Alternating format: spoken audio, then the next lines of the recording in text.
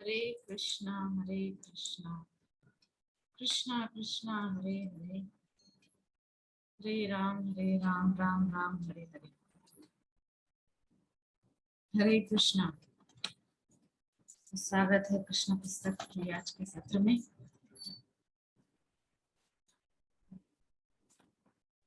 कल के सत्र में हम लोग चर्चा किए थे 44वें अध्याय तक, और उस अध्याय में कंस का उद्धार होने तक की जो लीलाएं हैं उन सब का वर्णन था।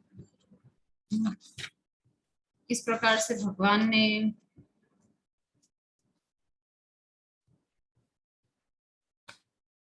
कंस का उद्धार किया, और कंस के साथ साथ कंस के जितने भाई थे उनका भी वध भगवान श्री कृष्ण और बलराम दोनों भाइयों ने मिलकर की।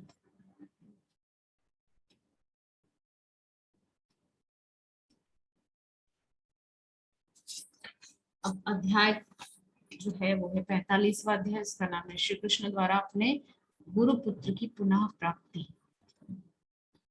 तो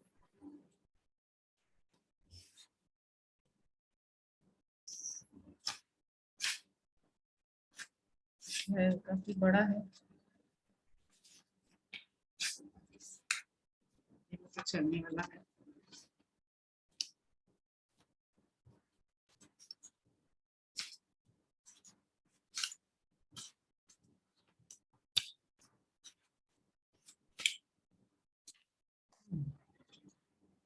तो श्री कृष्ण द्वारा अपने गुरु पुत्र की पुनः प्राप्ति। सबसे पहले हम देखें कि भगवान मथुरा में आ चुके हैं।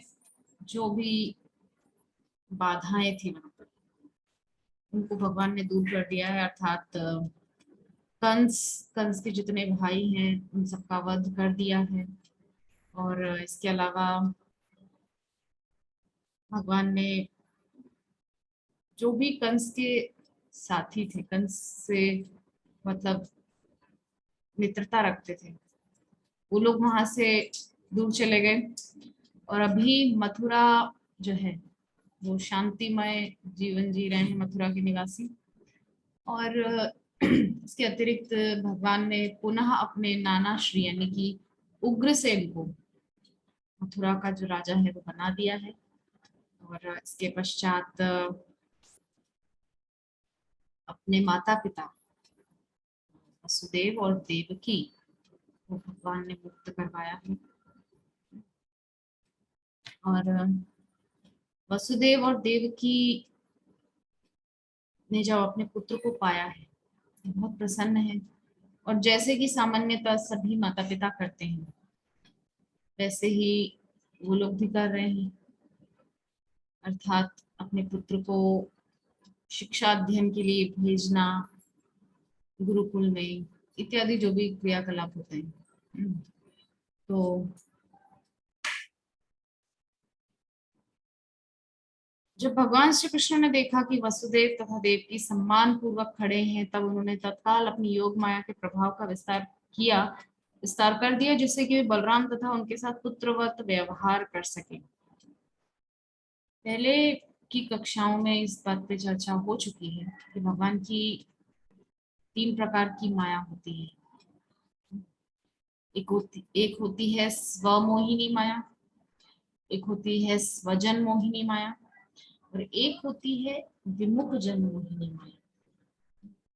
तो विमुख जन मोहिनी माया कैसे काम करती है हम सभी जानते हैं। कंस, जरासंध, ये सब लोग जो भी हैं ये विमुख जन मोहिनी माया के अंतर्गत रहते हैं।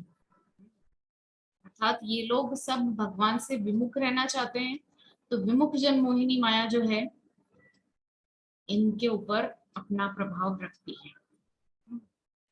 विमुख जन मोहिनी माया की वजह से ये लोग और विमुख हो जाते हैं भगवान से और ज्यादा। संसार में जितने भी लोग हैं सबको भगवान ने अल्प स्वतंत्रता दी है। तो यदि मनुष्य भगवान से विमुख रहना चाहता है तो विमुख जन मोहिनी माया वहां पर अपना काम करती है और ऐसे जीवों को भगवान से और ज्यादा विमुख कर देती है। और इसके अतिरिक्त जो लोग भगवान की ओर मुख करके सदैव जीना चाहते हैं, या यूं कहें कि भगवान के आश्रय में जो जीवन जीना चाहते हैं, ऐसे लोगों के लिए है स्वजन मोहिनी माया। वो भगवान के स्वजनों को, जो भगवान से जुड़े रहना चाहते हैं, उन लोगों को भगवान के निकट और ज्यादा लाने का कार्य करती है। तो और एक होती है स्वमोहिनी माया, उसके द्वारा भगवान स्वयं को मोहित करके लीलाओं में प्रवेश करते हैं। अर्थात जैसे ब्रज की सारी लीलाएं, भगवान अपने आप को मोहित किए हुए हैं स्वमोहिनी माया के द्वारा, और वहां पर भगवान लीलाएं कर रहे हैं। तो इसके माध्यम से हम समझ गए स्वमोहिनी, स्वयं को मोहित करने वाली। स्वजन मोहिनी, वही स्वजन मोहिनी माया का उपयोग भगवान ने यहाँ पर अपने माता पिता वसुदेव और देवकी पर किया, जिससे उनके अंदर ये भाव आ जाए कि नहीं, ये भगवान नहीं, ये तो हमारा बेटा ही है। उन लोगों के अंदर ये भाव स्थापित करने के लिए कि ये पुत्र ही है, भगवान नहीं है। भगवान ने वहां पर स्वजन मोहिनी माया का प्रयोग किया। स्वमोहिनी के द्वारा स्वयं को मोहित करते हैं, स्वजन मोहिनी के द्वारा अपने परिकर के भक्तों को मोहित करते हैं, और विमुख जन मोहिनी माया के द्वारा अपने से विमुख जनों को अपने से और ज्यादा विमुख कर देते हैं। ठीक है, तो इस प्रकार से हम समझ गए कि भगवान ने अपने माता पिता को मोहित किया है, जिससे वे उनके प्रति पुत्रवत व्यवहार कर सकें।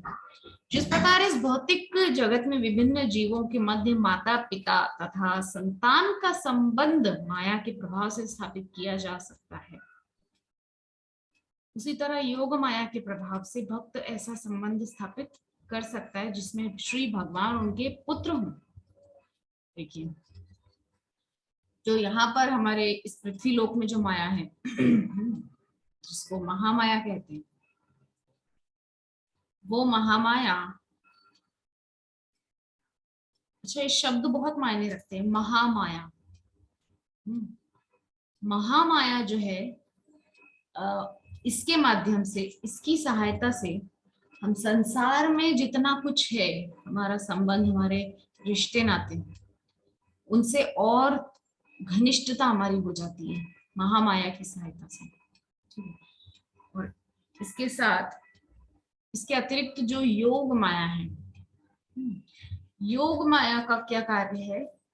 भगवान से जोड़ना। नाम से ही समझ में आ रहा है, योग माया जो भगवान से जोड़ती है, जिसके माध्यम से हम भगवान से जुड़ जाते हैं, ऐसी माया योग माया।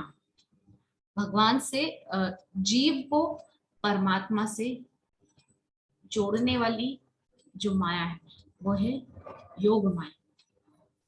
ठीक है, तो उस योग माया के माध्यम से जीव भगवान के साथ संबंध स्थापित करता है, तो वो योग माया उसमें सहायता करती है। और जो महामाया है, जो इस जो ब्रह्मांड के अंदर कार्य करती है, वो हमको यहाँ के रिश्तों से बंधे रहने के लिए सहायता करती है, कि हम यहाँ के रिश्तों से बंधे रहें। ठीक है, इसीलिए तो ना बच्चा, बेटा बड़ा होकर के जब माँ को धुतकार भी देता है, लेकिन माँ तो माँ होती है, ऐसा कहते हैं ना लोग, माँ पुत्र कुपुत्र हो सकता है, माता कुमाता नहीं होती। पुत्रो जायते क्वचिता क्वचिदपि कुमाता न भवति, पुत्रो जायत क्वचिदपि कुमाता न भवति, ये है पुरुष। तो यहाँ पर जो महामाया है वो काम कर रही है कि बेटा भले ही धुतकार रहा है माँ को, तो भी माँ का उसके प्रति मोह है। ये है महामाया का प्रभाव। ठीक है, तो समझ गए। अपनी योग माया से ऐसी स्थिति का निर्माण करने के पश्चात श्री कृष्ण और बलराम सातवतों के वंश में सर्वाधिक प्रख्यात पुत्रों की भांति प्रकट हुए। उन्होंने अत्यंत समर्पित भाव से देवकी और वसुदेव जी को आदर पूर्वक संबोधित किया। हे पिता, हे माता, यद्यपि आपने सदैव हमारी रक्षा करने की चिंता की है, परंतु शिशु, बालक व किशोर रूप में हमें संतान के रूप में प्राप्त करने के आनंद से आप वंचित रहे हैं। क्या कह रहे हैं भगवान? सबसे पहले तो जो यहाँ पर लिखा हुआ है, अपनी योग माया से ऐसी स्थिति का निर्माण करने के पश्चात श्री कृष्ण और बलराम सात्वतों के वंश में सर्वाधिक प्रख्यात पुत्रों की भांति प्रकट हुए। यहाँ पर कहा गया है कि सात्वत कुल में भगवान प्रकट हुए हैं, अर्थात जो वृष्णि वंश है वो है सात्वत वंश। गोपी गीत में गोपियां भी कह रही हैं कि नखलु गोपिका नंदनो भवान अखिल देही नाम अंतरात्मत्रिक विखन सार्थितो विश्व गुप्तये सखौ देवान सात्वतामुकुले। कि न खलु गोपिका, आप न खलु गोपिका नंदनो भवान, आप नंद यशोदा के पुत्र नहीं हैं। न खलु गोपिका नंदनो भवान अखिल देही नाम अंतरात्मत्रिक, आप सभी जीवात्माओं के साथ परमात्मा रूप में उनके हृदय में विराजमान रहते हैं। अखिल देही नाम अंतरात्मद्रिक, यानी कि अंतर आत्मा के दृक यानी कि दृष्टा हैं, आप सब कुछ देख रहे हैं। भगवत गीता में भी बोला गया ना कि there are two birds, one is witnessing everything, one is eating fruits of its जो भी एक्टिविटीज करता है जीवात्मा, उन सभी एक्टिविटीज का जो भी सुख और दुख रूपी जो फल आता है, whether it's bad or it's good, जीवात्मा उसके अकॉर्डिंग फल प्राप्त करता है। ठीक है, तो ये भगवत गीता में भी ये चीज लागू हो रही है, और यहाँ गोपियां भी गोपी गीत में उसी बात को कह रही है। तो इससे हमको समझ में आ जाना चाहिए कि गोपियां कोई साधारण स्त्रियां नहीं हैं, गोपियां साक्षात भगवान के सिद्ध भक्त हैं, जिन्होंने कई कई करोड़ों करोड़ों वर्षों तक तपस्याएं की हैं, तत्पश्चात जाकर के उनको भगवान का वो सुंदर दर्शन प्राप्त हुआ है।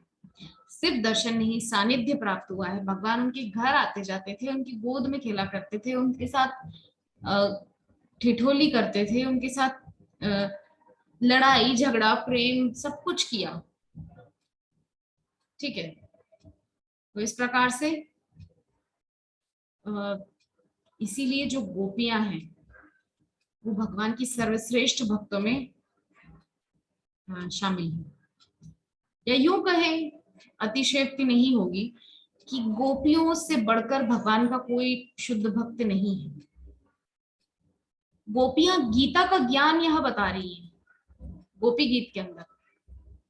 कोई कहेगा कि वो तो गांव की गवारिनियां हैं, ग्वालिन हैं, उनको कहाँ कुछ आता है, वो तो बस ऐसे ही जो है दिन भर गौशाला में गाय का दूध दुहना वगैरह, गोबर उठाना, गोबर के उपले बनाना, पति बच्चों की सेवा करना, सास ससुर की सेवा करना, परिवार की सेवा करना, इसी सब में उनका पूरा दिन जाता है। वो कहाँ कुछ जानती हैं भगवान, परमात्मा, ईश्वर, भक्ति या जीवात्मा परमात्मा कौन है, ये सब ज्ञान उनको कहाँ से आया।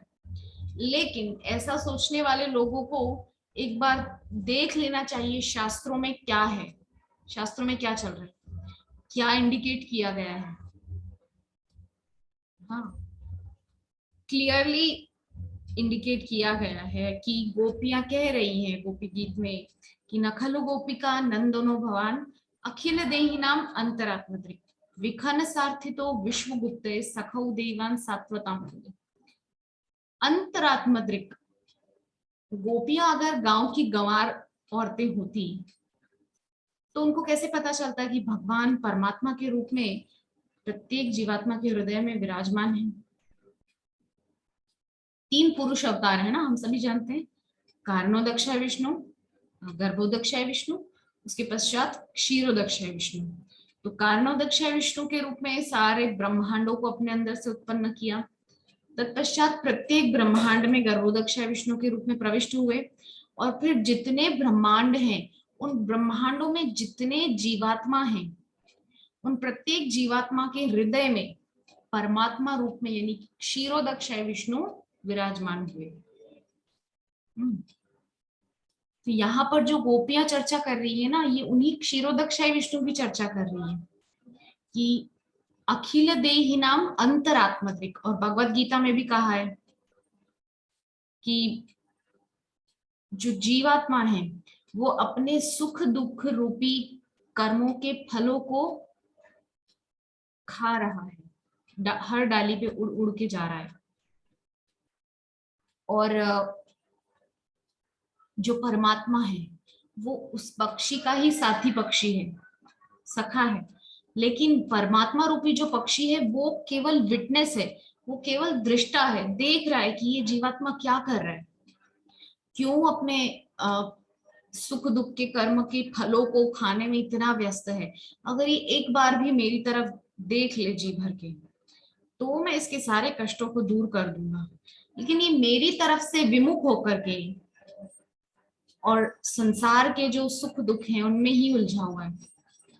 इसीलिए कह रहे हैं कि अगर जीवात्मा केवल और केवल भगवान में चित्त लगाए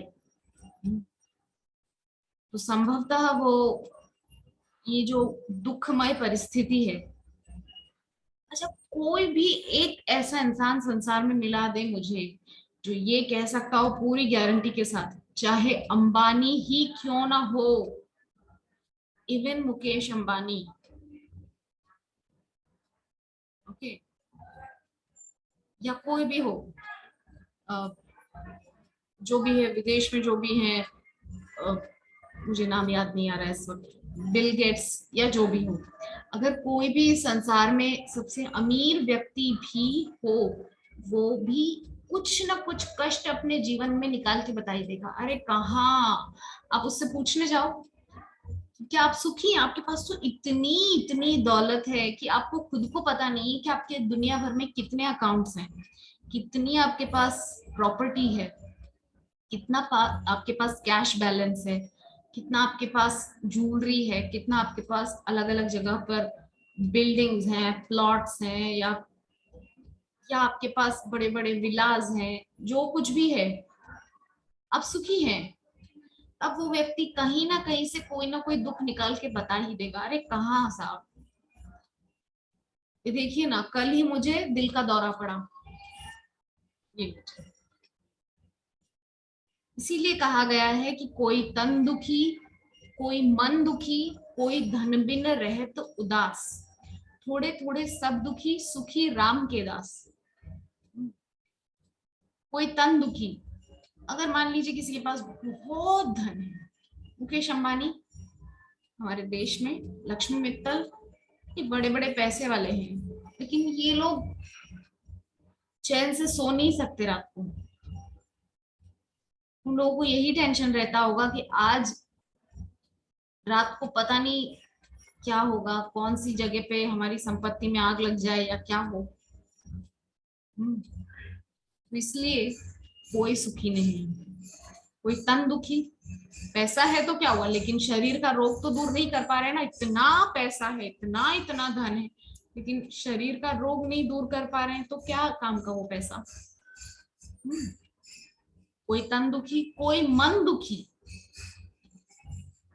वो क्या नाम है, अमेजॉन कंपनी के जो मालिक हैं, जेफ बेजोस, हाँ जेफ बेजोस, इतना पैसा है लेकिन उनकी पत्नी ने उनको छोड़ दी, डाइवोर्स दे दिया, तो मन दुखी। और डाइवोर्स तो लिया ही, साथ में जितनी भी उनकी संपत्ति थी, मिस्टर जेफ बेजोस की जितनी भी संपत्ति थी, उस संपत्ति का आधा हिस्सा ले गई। दुनिया के सबसे अमीर आदमी को उसने अमीर आदमी की कैटेगरी से नीचे कर दिया। कितनी हाँ, हास्यास्पद बात है। एक बहुत धनवान आदमी था, अमीरों की कैटेगरी में बहुत टॉप में था, लेकिन उसकी वाइफ ने उसको डाइवोर्स दिया और आधी संपत्ति लेकर के छोड़ करके चली गई। तो मन दुखी, एक तो पैसा गया, पत्नी भी गई, ठीक है। कोई तन दुखी, कोई मन दुखी, कोई धन बिन रहे तो उदास। मान लीजिए किसी के पास पत्नी भी है, रिश्ते भी हैं, बच्चे भी हैं, लेकिन धन नहीं है। दिन भर गधा मजदूरी करके किसी प्रकार से दोनों समय का भोजन जुटा पाते हैं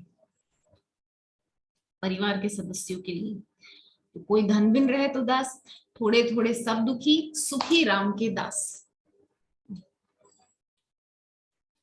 तो हम चर्चा कर रहे थे कि भगवत गीता में ऐसा कहा गया है कि जो जीव आत्मा है वो सुख दुख रूपी जो डालियां हैं, उनपे जो कर्म फल आता है, सुख दुख रूपी जो फल आता है, वो खाने में व्यस्त है। लेकिन अगर वो भगवान की तरफ ध्यान देगा तो वो वैसे ही मुक्त हो जाएगा सारी चिंताओं से। तो इसीलिए गोपियां जो है वो भगवान की श्रेष्ठ भक्त हैं। उनको पता है कि भगवान न सिर्फ यहाँ पर हमारे सामने जो लीला कर रहे हैं नंद यशोदा के पुत्र के रूप में, या मथुरा में वसुदेव देवकी के पुत्र के रूप में, ये सिर्फ लीला है। असल में ये भगवान है, परमात्मा है, ठीक है। गोपियां उस मर्म को जानती हैं, इसीलिए गोपियों को साधारण गांव की गंवार औरतें समझने की भूल हमको नहीं करनी चाहिए। गीता का ज्ञान जानती है गोपियां। तो आगे कह रहे हैं कि उन्होंने अत्यंत समर्पित भाव से देवकी और वसुदेव जी को आदर पूर्वक संबोधित किया। दोनों भाइयों ने जब सब कुछ हो गया, घटनाक्रम, कंस को मार दिया, उग्रसेन को राजगद्दी पे बैठा दिया, इत्यादि जो कुछ भी घटनाक्रम था वो पूरा हुआ, तो अपने माता पिता को संबोधित किया है कि हे पिता माता, यद्यपि आपने सदैव हमारी रक्षा करने की चिंता की है, परंतु शिशु, बालक व किशोर रूप में हमें संतान के रूप में प्राप्त करने के आनंद से आप वंचित रहे हैं। क्योंकि दोनों भैया बड़े हो गए थे मथुरा आने के समय तक, तो इसीलिए दोनों माता पिता जो हैं अपने बच्चों का जो बाल लीलाएं हैं उसका आनंद नहीं ले सके।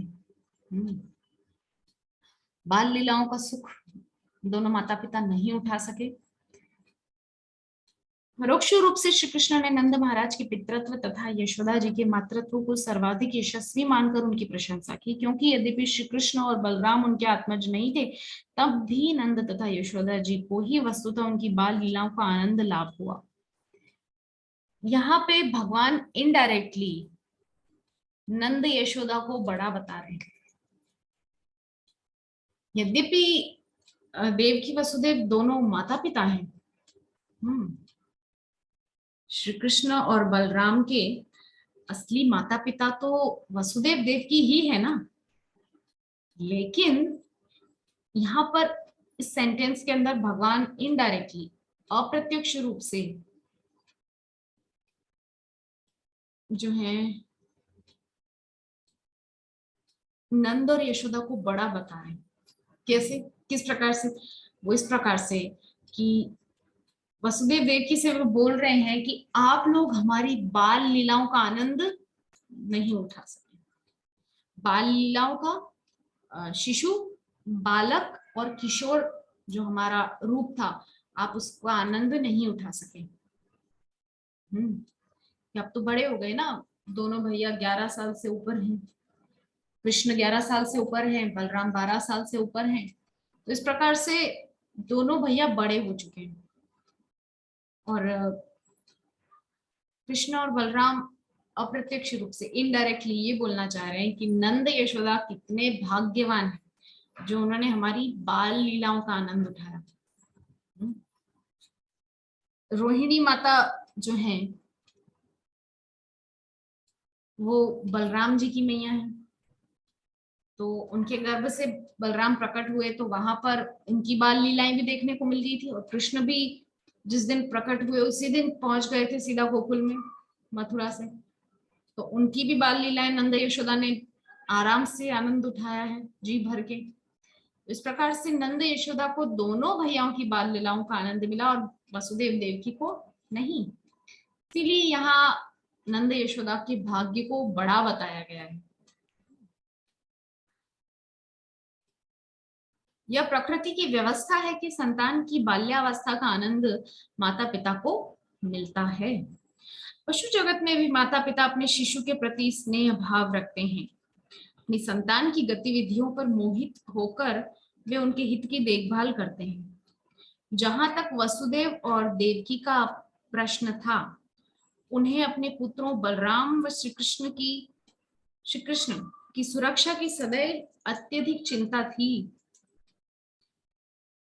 यहाँ पर लिखा है कि ये जो प्रकृति की व्यवस्था है कि सभी माता पिता अपने अपने बच्चों की बाल लीलाओं का आनंद उठाते हैं, हम सभी देखते हैं, ये भी एक महामाया का एक बुना हुआ जाल है। हम अपने बच्चों में मोहित होते हैं, फिर उस मोह के कारण उन बच्चों के लिए हम अधिक से अधिक धन अर्जित करने का, धन कमाने का प्रयास करते हैं कि अच्छे रास्ते से ना हो, गलत रास्ते से किसी प्रकार से धन अर्जन करने की कोशिश करते हैं। माता पिता किसी भी प्रकार से जो है चेष्टा करते हैं कि संतान को अच्छे से अच्छी शिक्षा प्रदान करें, अच्छे से अच्छा उनको एक लाइफस्टाइल दें, एक अच्छा स्टेटस उनको दे करके उनको एक अच्छे लेवल पे पहुंचा दें, चाहे हमको कुछ भी करना पड़े। ये होता है मोह माया के कारण, क्योंकि उस संतान में उनका मोह रहता है कि ये हमारी संतान है, हमने जन्म दिया। तो ऐसे सब चलता रहता है। और ये सिर्फ मनुष्यों में नहीं, पशु जगत में भी हम देखते हैं कि छोटे छोटे बच्चों को लेकर के जीव जंतु इधर से इधर शिफ्ट करते रहते हैं अपने बच्चों को बचाने के लिए, सेफ रखने के लिए। तो सुरक्षा की भावना के चलते हुए, सुरक्षा के लिए, उनकी सुरक्षा के लिए वे कुछ भी करते हैं, अपने से बड़े बड़े जंतुओं से भिड़ जाते हैं। इसीलिए, और जहां तक वसुदेव और देवकी का प्रश्न था, उन्होंने अपने पुत्रों बलराम व श्री कृष्ण की सदैव सुरक्षा की अत्यधिक चिंता की थी। सुरक्षा की चिंता अगर नहीं की होती तो कृष्ण और बलराम को गोकुल में क्यों पहुंचाते, अपने पास ही रखते। आने दो, कंस आएगा तो, हमारे बेटे तो भगवान का अवतार है ना, मार देंगे। लेकिन नहीं, सुरक्षा की चिंता थी, इसीलिए उनको पहुंचा दिया नंद यशोदा के पास गोकुल में। और यद्यपि जानते हैं दोनों की ये भगवान है, लेकिन वहां पर योग माया अपना काम कर रही है, जिसके माध्यम से उन लोगों के आंखों पर पर्दा पड़ा है कि नहीं, ये तो हमारे बेटे हैं और बेटों की सुरक्षा करना माता पिता का कर्तव्य, संतान की सुरक्षा। इसीलिए दोनों को भेज दिया है नंद यशोदा के पास। यही कारण था कि श्री कृष्ण को उनके आविर्भाव के तत्काल बाद दूसरे के घर स्थानांतरित कर दिया गया और बलराम को भी देवकी के गर्भ से रोहिणी के गर्भ में स्थानांतरित कर दिया गया था। अभी हम चर्चा की वही सेम कारण है। तो इसी के साथ आज के सत्र को यही विश्राम करेंगे। कल पुनः आपके सामने प्रस्तुत होंगे। ये अध्याय तो अभी बहुत बड़ा है, अभी आराम से 4-5 दिन हम इस पर चर्चा करेंगे यथासंभव। अगर बीच में फिर से कोई व्यवधान आ सकता है तो कह नहीं सकते, क्लास फिर से अगर रुक जाए तो इसीलिए हम चेष्टा करेंगे कि कंटिन्यू रखें, कि वैसे भी बहुत सारा जो है बीच में समय ऐसे ही चला गया कि हम क्लास नहीं कर पाए, लेकिन अभी पुनः हमको अवसर मिला है तो हमको सेवा करना ही है पूरी तरह से। तो ठीक है, आज के सत्र को ही विश्राम देते हैं। वंशाकल्पतरुभ्यश्च कृपा सिन्धुभ्येव च पतितानां पावनेभ्यो वैष्णवेभ्यो नमो नमः। हरे कृष्ण कृष्ण कृष्ण हरे हरे, हरे राम राम राम हरे हरे। ग्रंथराज श्रीमद् भागवतम महापुराण की जय। जगत गुरु श्रील प्रभुपाद की जय। निताय गौर सीतानाथ प्रेमानंदे। हरि हरि बोल।